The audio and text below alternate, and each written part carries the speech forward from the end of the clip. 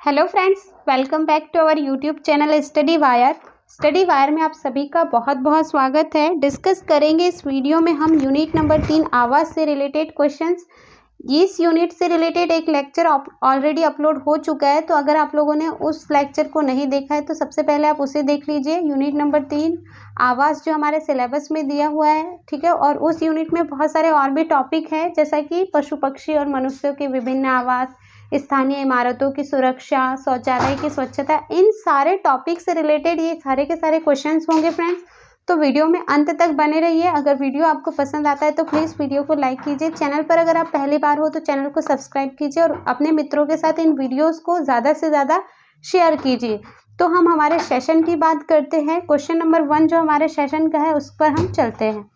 तो ये हमारा क्वेश्चन नंबर 1, तंबू और टेंट मनुष्य के किस आवास के अंतर्गत आते हैं? जो तंबू होते हैं और जो टेंट होते हैं वो मनुष्यों के किस आवास के अंतर्गत आते हैं? जैसा कि ये तंबू है, ठीक है, और जो भी टेंट वगैरह जो लगते हैं वो किस प्रकार के आवास के अंतर्गत आते हैं, तो ये हमें बताना है। तो ये ऑप्शन नंबर है अस्थाई, स्थाई, जलीय, इनमें से कोई नहीं। तो जैसा कि आप लोगों को पता है कि अस्थाई आवास हेतु हम क्या उपयोग करते हैं? तंबू और टेंट। जैसा कि हम लोग कैंप वगैरह में भी जाते हैं, तो अगर हमें वहाँ पर कुछ दिन के लिए रुकना होता है तो हम अस्थाई आवास के लिए क्या बना लेते हैं? तंबू या तो फिर टेंट।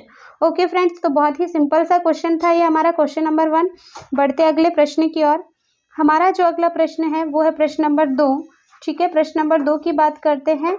निम्नलिखित में से कौन सी चिड़िया दो पत्तों को आपस में मिलाकर घर बनाती है? यहाँ तो लिखा हुआ है, तो यहाँ पर आप थोड़ा सा इसको दो कर लेंगे, ठीक है। निम्नलिखित में से कौन सी चिड़िया दो पत्तों को आपस में मिलाकर घर बनाती है? ठीक है। ऑप्शन नंबर 1 कबूतर, ऑप्शन नंबर बी कौवा, ऑप्शन नंबर सी दर्जिन, ऑप्शन नंबर डी यह सभी।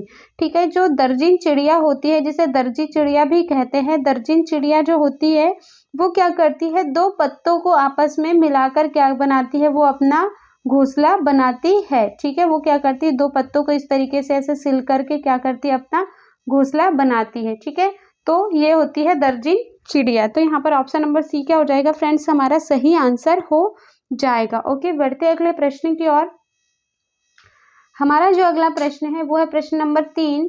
जुलाही चिड़िया को किस नाम से जाना जाता है? जुलाही चिड़िया को किस नाम से जाना जाता है? ठीक है, जुलाही चिड़िया को किस नाम से जाना जाता है?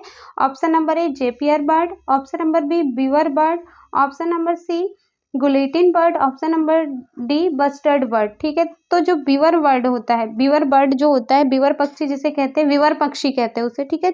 तो यहाँ पर बीबर लिखा हुआ है, तो यहाँ पर आप थोड़ा सा इसे क्या कर लीजिए? वीवर पक्षी जो होता है, ठीक है, वीवर पक्षी। तो वीवर पक्षी जो होता है ना, उसे क्या कहते हैं? जुलाही चिड़िया कहते हैं। आप लोगों ने बहुत बार एक ऐसा घोंसला देखा होगा जो बहुत ही मतलब बहुत अच्छा बना हुआ रहता है, बहुत सुंदर रहता है और थोड़ा बड़ा रहता है। तो ये होता है वीवर बर्ड का, ये होता है वीवर बर्ड का जो घोंसला होता है, ठीक है। तो इसे जुलाही चिड़िया भी कहते हैं और इसका जो घोंसला होता है वो थोड़ा डिफरेंट होता है, ऐसा लटका हुआ सा रहता है। मतलब नॉर्मल जो घोंसले होते हैं ऐसे पेड़ की शाखाओं पर बीच में रहते हैं, ठीक है, ऐसे पेड़ की शाखाओं पर ऐसे बीच में इस टाइप के रहते हैं। लेकिन ये जो वीवर पक्षी का जो घोंसला होता है ना, इस तरीके से ऐसा लटका हुआ रहता है और बहुत ही ज्यादा मतलब बहुत बारीकी से ये बनाया जाता है, ठीक है, बहुत ही ज्यादा बारीकी से बनाया जाता है ये वाला जो घोंसला होता है, ठीक है। तो इसे जुलाही चिड़िया के नाम से जानते हैं, वीवर पक्षी को, ठीक है। ऑप्शन नंबर बी यहाँ पर राइट होगा।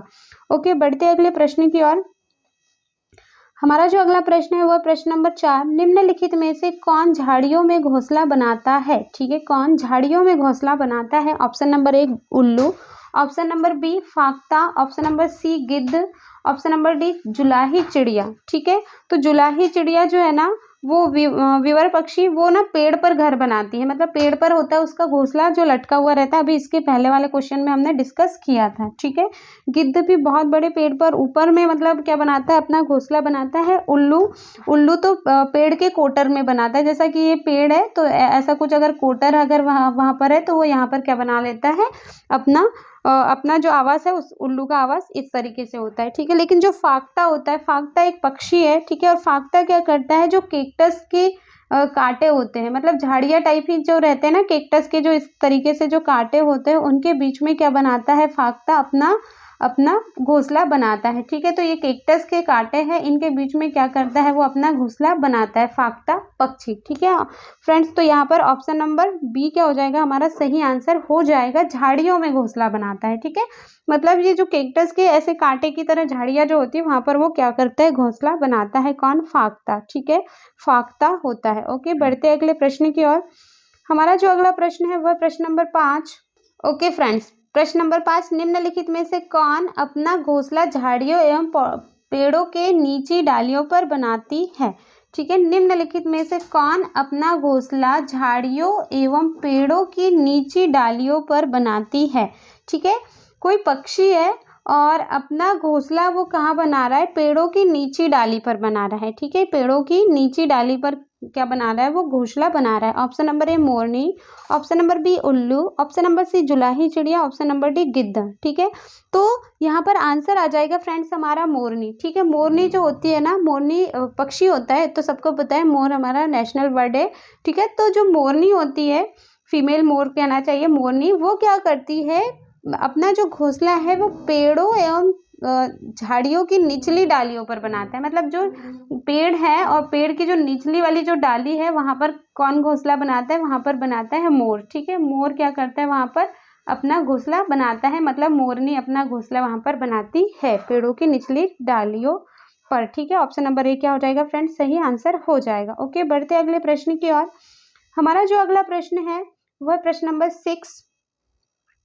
क्षेत्रों के पादप जीवन में मुख्यतः घास की अधिकता होती है उसे कहते हैं, बहुत ही सिंपल सा क्वेश्चन है। क्षेत्रों के पादप जीवन में मुख्यतः घास की अधिकता होती है उसे हम क्या कहेंगे, ऑप्शन नंबर ए घास स्थल। ठीक है, पर्वतीय स्थल में पेड़ पौधे सभी प्रकार के वनस्पति आ जाएंगी, पर्वतीय स्थल में, मरुस्थल में तो वनस्पति बहुत ही कम आ जाएंगी, वन स्थल में भी सभी प्रकार की वनस्पतियां आ जाएंगी। ठीक है, परंतु यहाँ पर मुख्यतः घास की बात करी है। ठीक है, घास की अधिकता होती है तो वो होता है घास स्थल। ठीक है, घास स्थल बहुत ही बड़े बड़े से है, तो ये जीके के कुछ बड़े लेवल के क्वेश्चन हो जाएंगे। ठीक है, तो यहाँ पर देखिए आंसर हमारा ए आ रहा है, घास स्थल। ठीक है, बढ़ते अगले प्रश्न की ओर। हमारा जो अगला प्रश्न है वो है प्रश्न नंबर 7। ठीक है, घासीय स्थल में पाए जाने वाले जंतु का रंग कैसा होता है। जो घासीय स्थल होता है जहाँ पर घास की अधिकता होती है वहां पर जो जंतु होते हैं उनका रंग कैसा होता है। ऑप्शन नंबर ए लाल, ऑप्शन नंबर बी नीला, ऑप्शन नंबर सी पीला, ऑप्शन नंबर डी भूरा। ठीक है, तो इनका जो रंग होता है ना फ्रेंड्स, वो होता है भूरे कलर का, क्योंकि जो घास होता है वो भी घास भी कैसा होता है, अधिकांशतः भूरा कलर का होता है। और ये जो गुण होता है कि वातावरण के अनुसार अपने आप, मतलब उनका जो कलर होता है, जैसे ये घास है, अब घास ये हो गया भूरे कलर का। ठीक है, तो इसमें रहने वाले जो जंतु है ना उनका भी कलर कैसा होता है, अधिकांशतः भूरा होता है। ठीक है, क्योंकि देखो जिस वातावरण में वो रहते हैं तो अपने आप को सुरक्षित करने के लिए कैसा रहता है, उनका कलर वैसा रहता है, अनुकूलन रहता है। ठीक है, तो वो जो अनुकूलन होता है उनमें, या प्रकृति प्रदत्त उनका जो कलर होता है वो होता है भूरे कलर का, ताकि वो अपनी सुरक्षा कर सके। ठीक है, तो यहाँ पर ऑप्शन नंबर डी क्या हो जाएगा, हमारा सही आंसर हो जाएगा। ओके, बढ़ते अगले प्रश्न की ओर। हमारा जो अगला प्रश्न है वो प्रश्न नंबर 8। पर्वतीय आवासों के वृक्ष किस प्रकार के होते हैं। ठीक है, पर्वतीय आवासों के वृक्ष किस प्रकार के होते हैं। ऑप्शन नंबर ए शंक्वाकार, ऑप्शन नंबर बी लंबाकार, ऑप्शन नंबर सी तिरछाकार, और इनमें से कोई नहीं। जो पर्वत होते हैं फ्रेंड्स, ठीक है, पर्वत जो होते हैं वहां पर आप लोगों ने अधिकतर देखा होगा।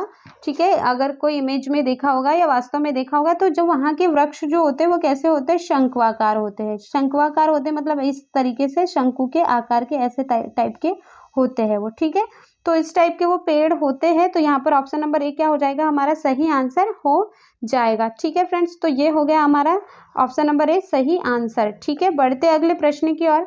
हमारा जो अगला प्रश्न है वो है प्रश्न नंबर 9। ठीक है, प्रश्न नंबर 9, समुद्र में वास करने वाले जीवों की शारीरिक संरचना धारा रेखीय क्यों होती है। ठीक है, आप लोगों ने बहुत सारे जीव देखे होंगे। ठीक है, उनका जो शरीर होता है उनकी संरचना कैसी होती है, धारा रेखीय होती है। ठीक है, तो अधिकांशतः मछली की बात कर लेते हैं। ठीक है, अगर मछली की बात करते हैं हम, तो मछली का जो शरीर होता है वो कैसा होता है, धारा रेखीय होता है। ठीक है, मछली का जो शरीर होता है वो कैसा होता है, धारा रेखीय होता है। अब क्यों होता है उसका रीजन हमको यहाँ पर फाइंड आउट करना है। ठीक है, ऑप्शन नंबर ए ऑक्सीजन के लिए, जल के अंदर तेजी से गति करने के लिए, सी बड़े जीवों से बचने के लिए, और इनमें से कोई नहीं। ठीक है, तो जैसा कि ये मछली है, मछली का जो शरीर होता है वो धारा रेखीय। अब धारा रेखीय मतलब कि इस तरीके से धारा रेखीय होता है, स्ट्रेट नहीं होता है। इस तरीके से वो क्या कर लेता है, ऐसा फ्लेक्सिबल अपनी बॉडी को बना लेता है। ठीक है, क्यों?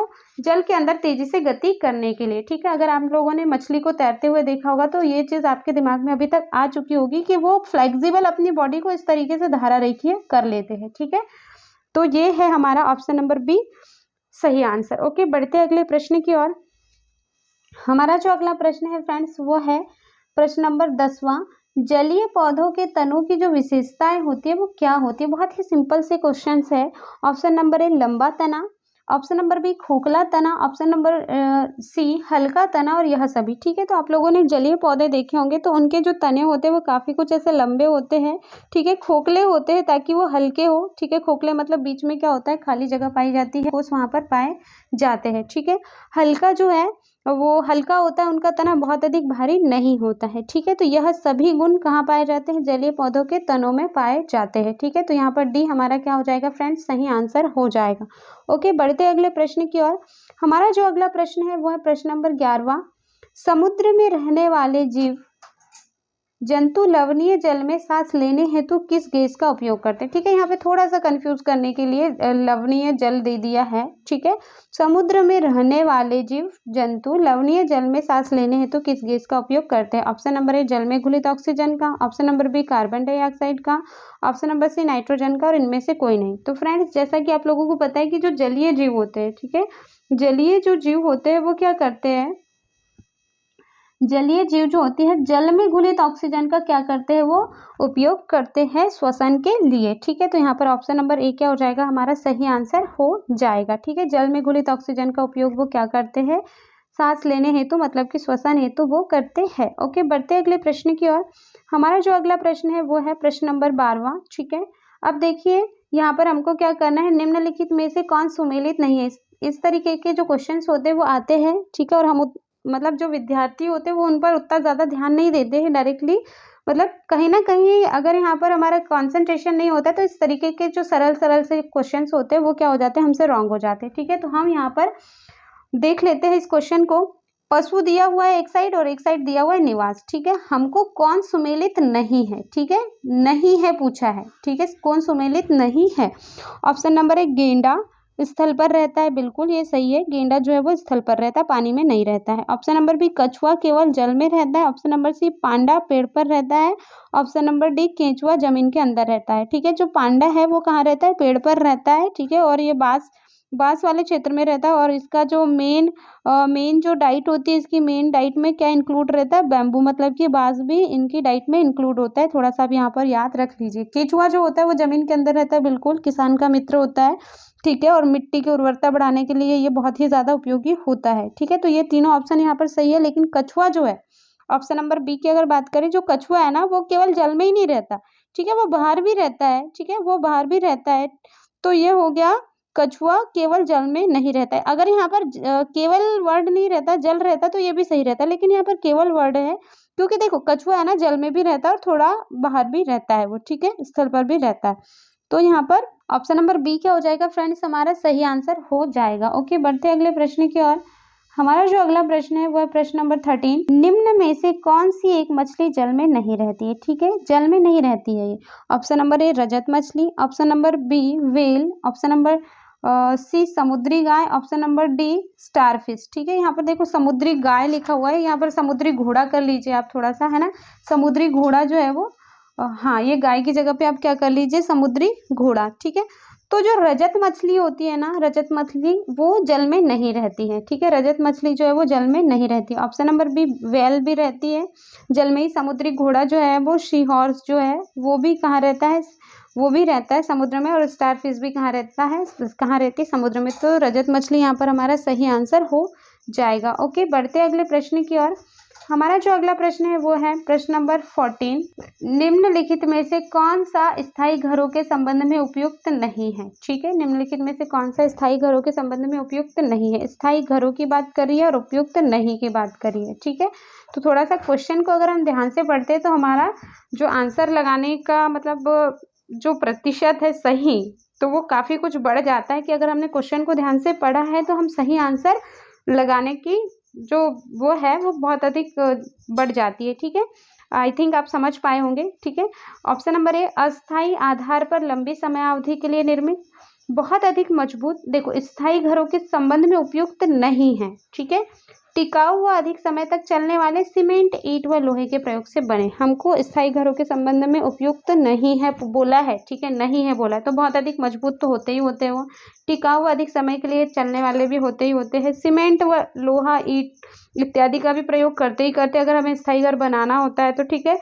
लेकिन अस्थायी आधार पर लंबी समयावधि के लिए निर्मित, मतलब अस्थायी रूप से हमको वहाँ रहना ही नहीं है, फिर भी हम लंबी समयावधि के लिए बना रहे हैं, तो ये क्या हो जाएगा, हमारा रॉन्ग हो जाएगा, ठीक है। मतलब आंसर की बात करें तो हमारा ऑप्शन नंबर ए क्या हो जाएगा फ्रेंड्स, सही आंसर हो जाएगा, ठीक है, कि स्थायी घरों के संबंध में उपयुक्त नहीं है, तो अस्थायी आधार पर लंबी समयावधि के लिए निर्मित, ठीक है। तो ये है हमारा क्वेश्चन नंबर 14 कंप्लीट।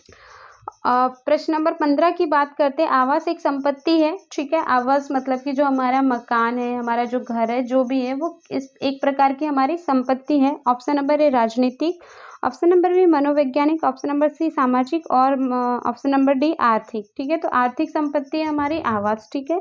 तो ये हो गया बहुत ही सिंपल सा क्वेश्चन। ऑप्शन नंबर प्रश्न नंबर 16, ठीक है। 16 की बात करते हैं। आवासीय समस्याओं के निदान हेतु केंद्र सरकार ने कौन सी नीति तैयार की गई है, ठीक है। आवासीय समस्याओं के निदान हेतु केंद्र सरकार ने कौन सी नीति तैयार की गई है। ऑप्शन नंबर ए राष्ट्रीय विकास नीति, ऑप्शन नंबर बी राष्ट्रीय आवास नीति, ऑप्शन नंबर सी राष्ट्रीय सुरक्षा नीति और ऑप्शन नंबर डी राष्ट्रीय निर्माण नीति, ठीक है। तो केंद्र सरकार ने आवासीय समस्याओं के निदान हेतु कौन सी नीति जो तैयार की है उसका नाम है राष्ट्रीय आवास नीति, ठीक है, राष्ट्रीय आवास नीति। तो यहाँ पर ऑप्शन नंबर बी क्या हो जाएगा फ्रेंड्स, हमारा सही आंसर हो जाएगा, ठीक है। केंद्र सरकार ने आवासीय समस्याओं के निदान हेतु राष्ट्रीय आवास नीति बनाई गई है। ओके, बढ़ते हैं अगले प्रश्न की ओर। Yes, it's very important question, ठीक है। ये बहुत ही ज़्यादा महत्वपूर्ण क्वेश्चन है। महत्वपूर्ण धरोहर स्थलों को किसके द्वारा विश्व विरासत स्थल का दर्जा दिया जाता है। मतलब एक ऐसा कोई बोर्ड है या ऐसी कोई संस्था है जिसके द्वारा क्या होता है, महत्वपूर्ण धरोहर स्थलों को विश्व विरासत स्थल का दर्जा दिया जाता है। मतलब अगर कोई स्थल ऐसा है जो महत्वपूर्ण है, मतलब जो हिस्ट्रिकल जो प्लेसेस होते हैं या कुछ पुराने जो किले होते हैं या जो भी हमारा हिस्ट्री से रिलेटेड है या बहुत ही ज़्यादा महत्वपूर्ण है वो, ठीक है, तो उसको विश्व विरासत का दर्जा कौन देते हैं, ठीक है। हम या आप तुम तो नहीं दे सकते, तो कोई ना कोई संघ के द्वारा दिया जाता है। तो यहाँ पर हमको ये बहुत ही ज़्यादा महत्वपूर्ण है, थोड़ा इसे ध्यान रखना है, ठीक है। ऑप्शन नंबर ए राष्ट्र संघ द्वारा, ऑप्शन नंबर बी यूनेस्को द्वारा, ऑप्शन नंबर सी यूनिसेफ द्वारा, ऑप्शन नंबर डी सरकार द्वारा, ठीक है। तो यहाँ पर जो है हमारा आंसर, हमारा जो आंसर है उसकी बात हम करते हैं, तो ये है हमारा आंसर यूनेस्को द्वारा, ठीक है, यूनेस्को द्वारा, यूनेस्को द्वारा, ठीक है। तो इसका हम थोड़ा सा और थोड़ा कुछ पढ़ लेते हैं, मतलब इसका हम फुल फॉर्म पढ़ लेते हैं, ठीक है। तो यूनेस्को का जो फुल फॉर्म है वो है यूनाइटेड नेशंस एजुकेशनल साइंटिफिक, थोड़ा सा आप ओरल पर ध्यान दीजिए, रिटन पर नहीं, ठीक है। रिटन में उतना ज़्यादा क्लियर समझ में नहीं आ रहा है, तो ओरल पर आप ध्यान दीजिए। मैं आपको एक बार फिर से रीड करके बता देती हूँ, ठीक है। तो इसका जो है वो है full form United Nations educational